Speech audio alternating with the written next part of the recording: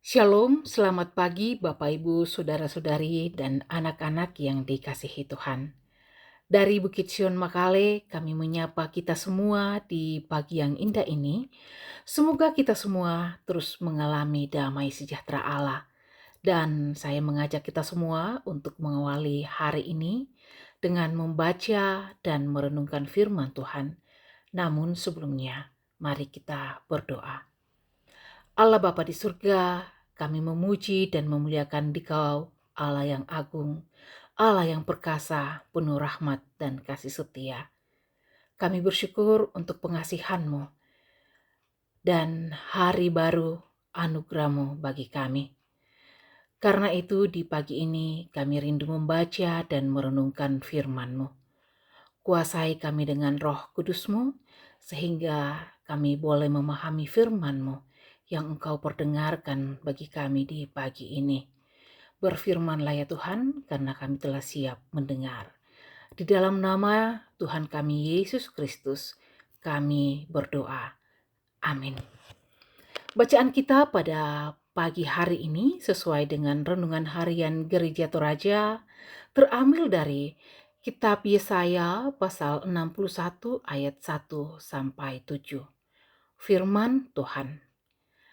Kabar selamat kepada Sion.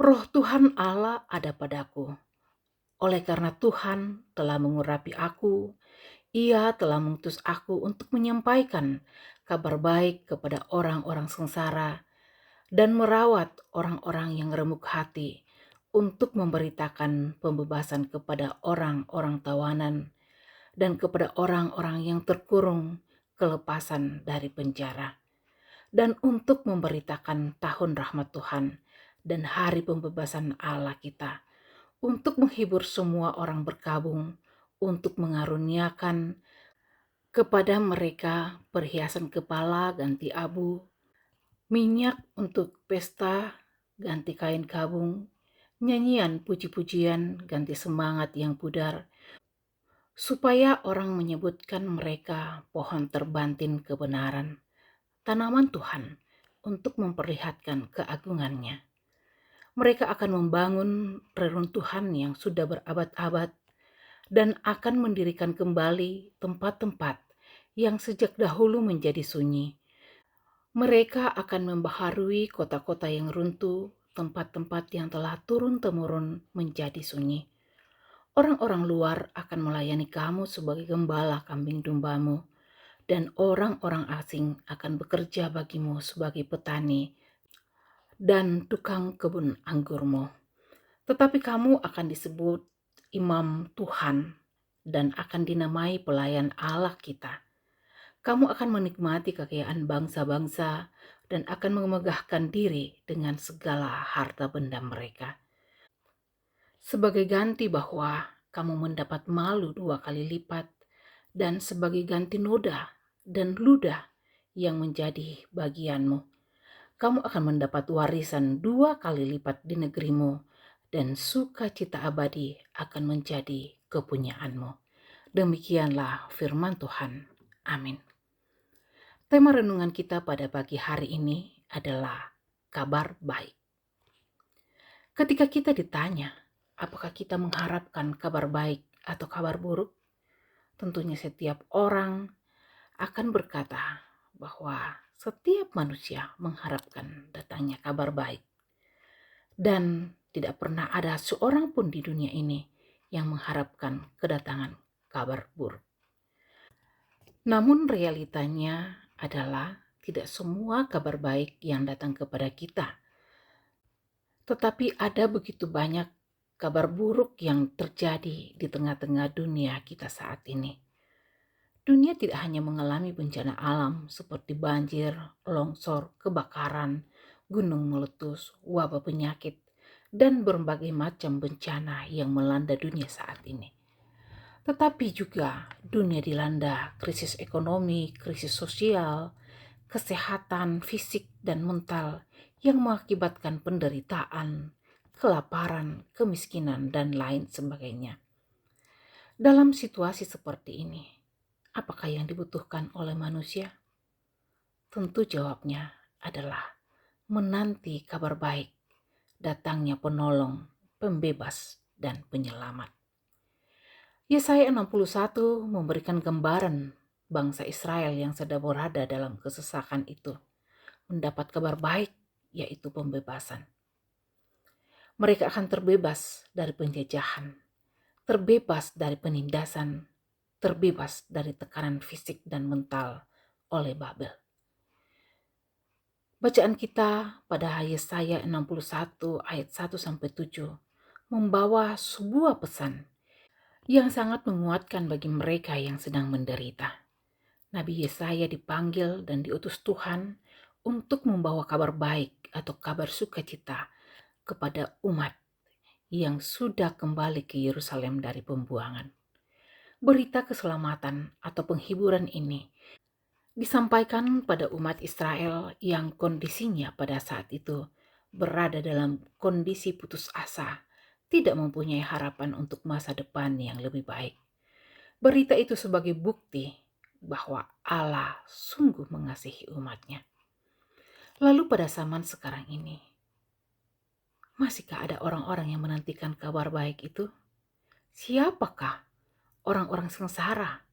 Siapakah orang-orang yang remuk hati? Orang yang tertawan? Orang yang dipenjara? Orang-orang yang berkabung?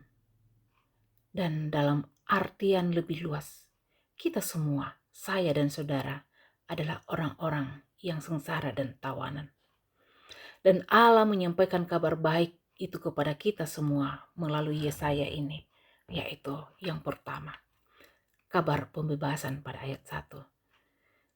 Yang dimulai dengan tindakan bahwa Allah mengutus hambanya untuk memberitakan kabar baik kepada orang miskin, mengikat orang yang patah hati, dan membebaskan orang yang terpenjara. Kehidupan seringkali membawa kita pada rasa tertekan dan terpuruk, dan ada banyak hal yang membuat kita merasa terikat, baik itu kesulitan hidup, beban emosional, atau kegagalan.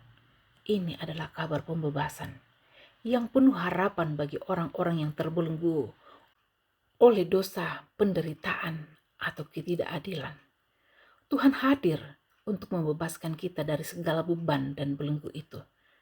Ia menawarkan penyembuhan dan pemulihan yang sejati dan utuh. Apa yang menjadi beban berat dalam hidupmu, serahkanlah pada Tuhan, karena Dia adalah sumber pembebasan sejati. Yang kedua, kabar pemulihan, ayat 2 ayat yang ketiga. Hidup ini tidaklah selalu mudah. Terkadang kita melalui masa-masa sulit, kehilangan, dan kesedihan. Namun janji Tuhan adalah bahwa Dia akan menggantikan penderitaan kita dengan sukacitanya yang tak terlukiskan. Dalam ayat 2-3 Yesaya mengungkapkan bahwa Tuhan datang untuk membawa penghiburan kepada mereka yang berduka, menderita, putus asa, termarginalkan, dan Tuhan berjanji untuk menggantikannya dengan sukacita. Tuhan berjanji akan memberikan minyak kegirangan untuk menggantikan ratapan dan pakaian pujian, untuk menggantikan semangat yang patah. Pemulihan itu bukan hanya untuk masing-masing pribadi, tetapi juga bagi seluruh umatnya yang mengalami masa-masa sulit. Ayat 2-3 ini menggambarkan bagaimana Tuhan tidak hanya menghapuskan penderitaan, tetapi juga menggantikannya dengan berkat yang berlimpah. Abu, ratapan, dan semangat yang luntur digantikan dengan mahkota keindahan, minyak yang menyenangkan, dan pakaian puji-pujian. Yang ketiga, kabar penguatan ayat 4-ayat 6. Dalam ayat 4-6, Yesaya menggambarkan bagaimana Tuhan akan memulihkan dan membangun kembali tempat-tempat yang hancur, menyembuhkan kerusakan yang terjadi, dan memberikan umatnya posisi yang terhormat. Mereka yang sebelumnya diremehkan akan menjadi orang yang dihormati. Ini adalah kabar sukacita yang tidak hanya menyentuh pribadi kita, tetapi kepada semua umatnya. Pemulihan ini membawa pembaharuan kehidupan yang penuh kedamaian dan kebahagiaan yang sejati. Melalui pemulihan itu, kita dipanggil untuk menjadi berkat bagi siapa saja dan bagi dunia ini. Tuhan ingin memakai hidup kita untuk membawa perubahan positif di sekitar kita. Yang keempat, yaitu kabar berkat ayat 7. Mengungkapkan janji bahwa mereka yang menerima kabar sukacita ini akan diberkati dengan berkat yang berlipat ganda. Mereka yang telah lama menderita akan mengalami sukacita, menikmati berkat kemuliaan yang melebihi penderitaan mereka dan kemuliaan Tuhan yang berlimpah. Tuhan memberikan penghiburan dan kelegaan serta mengganti segala kesusahan dengan sukacita yang melimpah. Ini adalah janji yang mengingatkan kita bahwa di dalam Tuhan segala kesulitan dan penderitaan tidak akan sia-sia. Tuhan akan memberi sukacita yang lebih besar daripada apa yang kita alami. Bapak, Ibu, saudara-saudari, dan anak-anak yang dikasihi Tuhan. Bacaan kita mengingatkan bahwa kabar baik yang datang dari Tuhan bukan hanya untuk masa depan yang jauh, tetapi juga untuk kehidupan kita yang sekarang. Allah di dalam Yesus Kristus yang menggenapi nubuat ini untuk membawa pembebasan, pemulihan, dan berkat yang melimpah. Sebagai orang yang percaya, kita dipanggil untuk menjadi pembawa kabar baik kepada orang lain di tengah dunia yang penuh dengan kesulitan, keputusasaan. Kita diundang untuk menjadi saluran berkat, penghiburan, dan pemulihan bagi mereka yang membutuhkan. Kabar baik itu nyata sekarang dan selamanya. Tuhan tidak pernah meninggalkan kita dalam keadaan tanpa harapan. Bahkan dalam penderitaan dan kesulitan, kita bisa memegang teguh janji Tuhan bahwa Dia akan memberikan pemulihan dan berkat yang berlimpah kepada setiap orang yang berharap kepadanya. Mari kita terus hidup dalam pengharapan dan menjadi saksi kabar baik bagi dunia ini. Amin. Mari kita berdoa. Kepadamu ya Bapa di surga, kami menaikkan pujian dan hormat kami. Terima kasih untuk firman-Mu pada pagi hari ini.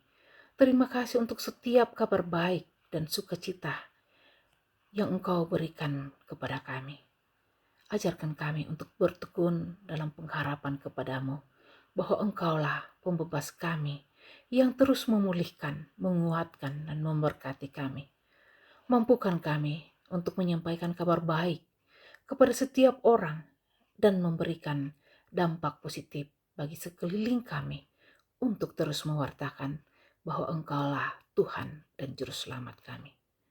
Perjalanan kehidupan kami pada hari ini kami serahkan hanya ke dalam nama Tuhan kami Yesus Kristus, sehingga kami boleh melaluinya dalam damai sejahtera dari Allah. Inilah doa syukur dan permohonan kami. Ampuni dan kasihani kami Tuhan. Di dalam nama Yesus Kristus kami berdoa. Amin. Demikianlah renungan kita pada pagi hari ini. Selamat beraktivitas. Tuhan Yesus memberkati.